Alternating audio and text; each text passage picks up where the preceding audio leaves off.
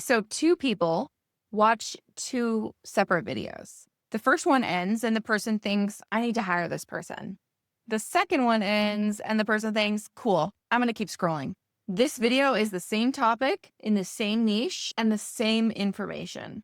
And the things that separate these two videos has nothing to do with the title, with the thumbnail, the camera, or even how good they are at teaching. It's actually something that a lot of people aren't even paying attention to. So if you feel like your videos keep landing in the cool, anyway, they continue to watch someone else kind of pile, stick around with me until the end because I'm going to be showing you exactly why and how to fix it. If you caught one of my last videos about the 3 questions that you need to ask yourself before you create any YouTube video, this video is deep diving into question number 1. And that question was all about who is this video for specifically, and where are they right now in their customer journey?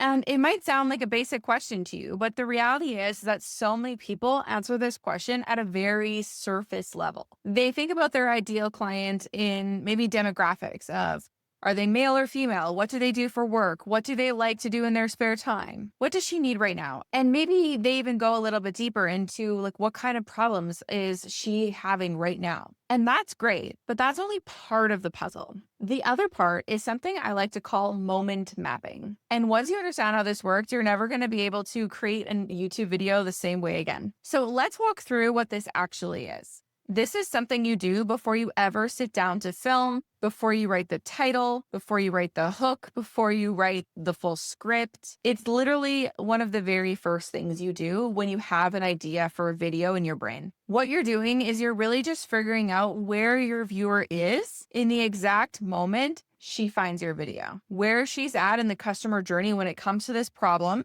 that your video is actually solving. And how close to a buying decision is she? Because I want you to think about what's really happening when someone types something into YouTube. They're not necessarily killing time if they're specifically typing something into the YouTube search bar. Most of the time when they're doing that, it's because they're looking for something. They have a question, they have a frustration, they want to learn something. Maybe something's been nagging them about their business. And the right video that meets them exactly where they are when they're in that search is the video that turns them from a viewer into a buyer. But here's the catch. There are actually 3 different moments that she could be in when she's searching for that video.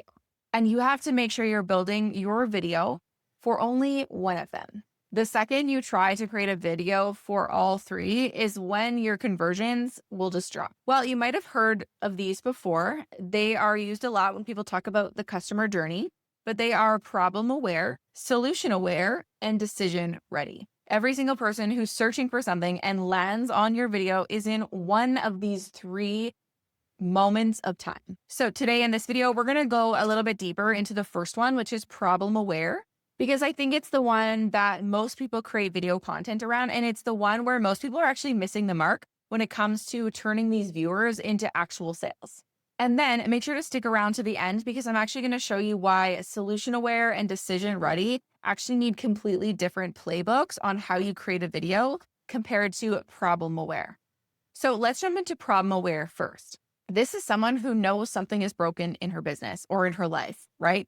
She can feel it. It's frustrating her. It's keeping her up at night. It's that bottleneck that she keeps slamming into. She knows she has a problem, but she doesn't necessarily know how to fix that problem. She has no idea what the solution is. So she goes into research mode to figure out what the solution to that problem might be.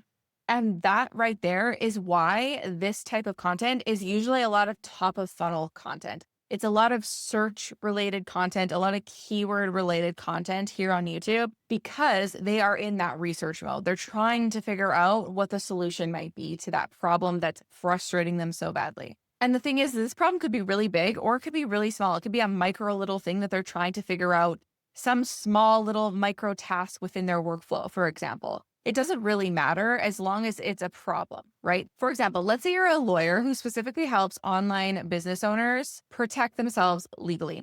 And let's say that your ideal client is a business owner who just was scrolling Instagram and saw another coach talk about how she just got sued from one of her online courses. And now she's scared, right? She's sitting up at night thinking about, oh my gosh, I have no contracts in place. Am I going to get sued? Am I protected legally? All these thoughts are going through her mind. and their problems that she doesn't know how to solve. So she starts typing into YouTube things like how to protect my online course, or things like, can I get sued as a business coach? Or do I need to protect myself as an LLC? She's in that moment of time where she's just trying to figure out how to solve that problem. She's not necessarily looking for legal advice. She's not looking to bring on a lawyer or legal counsel into her business. She just wants the answers to that problem that's keeping her up at night because she's worried about it. She wants someone to name what she's feeling and then show her the next step to get out of that feeling. And that is your only job in a problem-aware video. Your hook needs to mirror to them what they're feeling and give them that payoff right away so that they know that this video is for them. We don't want it to be so generic that it's just like 5 legal tips for coaches. We want to show up exactly where they are in that moment of time, in that frustration that they're currently dealing with.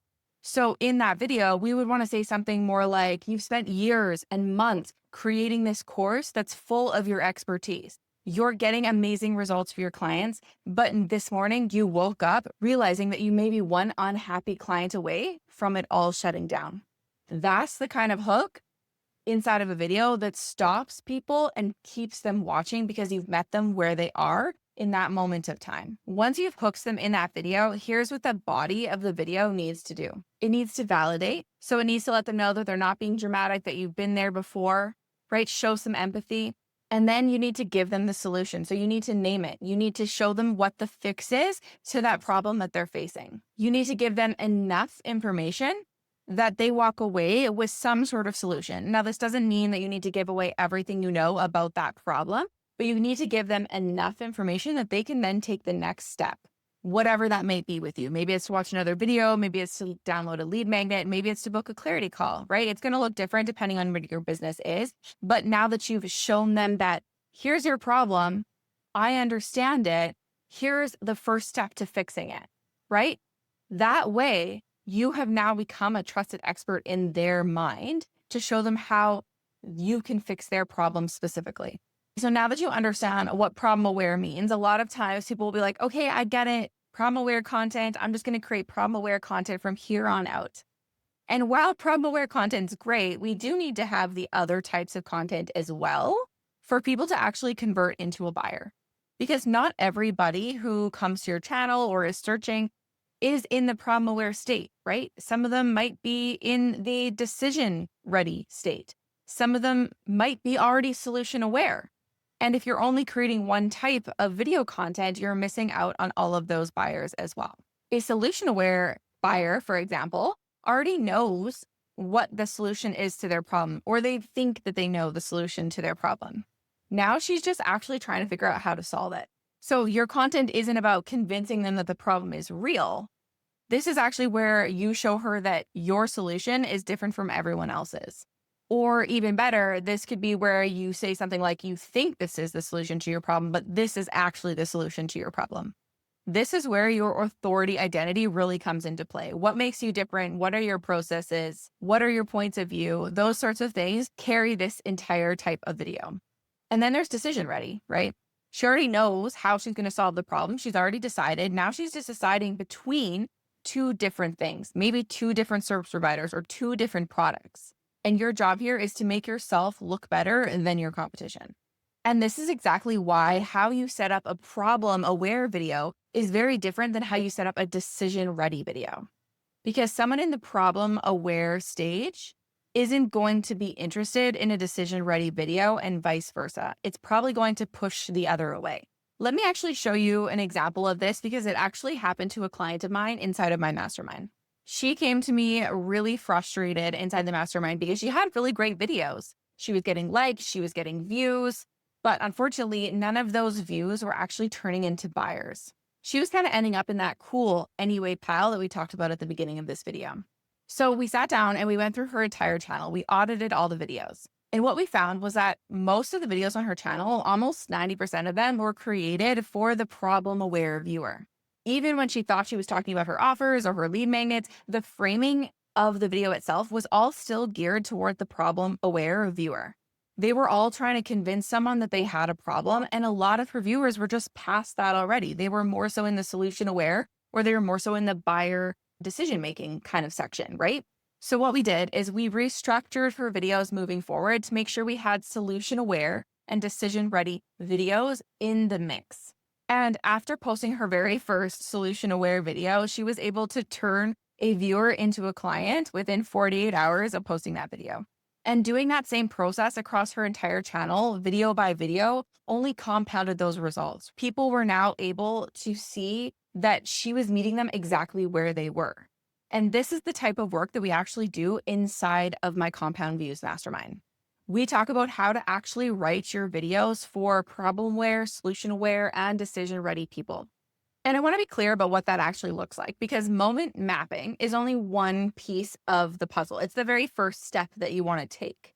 Figuring out where someone is in the customer journey is only the very first step. After you figure out that moment of time where they are at, you then need to map that into one of my 6 authority-led content categories that I teach inside of the mastermind. By doing this, you make sure that every single video you post is positioned for the right client, and make sure that you become the brand that they buy on YouTube and inside of your niche. So if you're sitting there thinking to yourself, okay, that sounds great. How do I get inside this mastermind? Make sure to DM me the word compound on Instagram, and I'll send you more details on how to apply. And finally, one more thing. If you haven't watched my video on the 3 questions that you need to ask yourself before you create every single YouTube video, make sure you watch that one next right here. Thank you so much for watching. If you liked this video, make sure to hit that like button, subscribe, and share this video on social media so more may benefit from its content. And we'll catch you next week. Bye.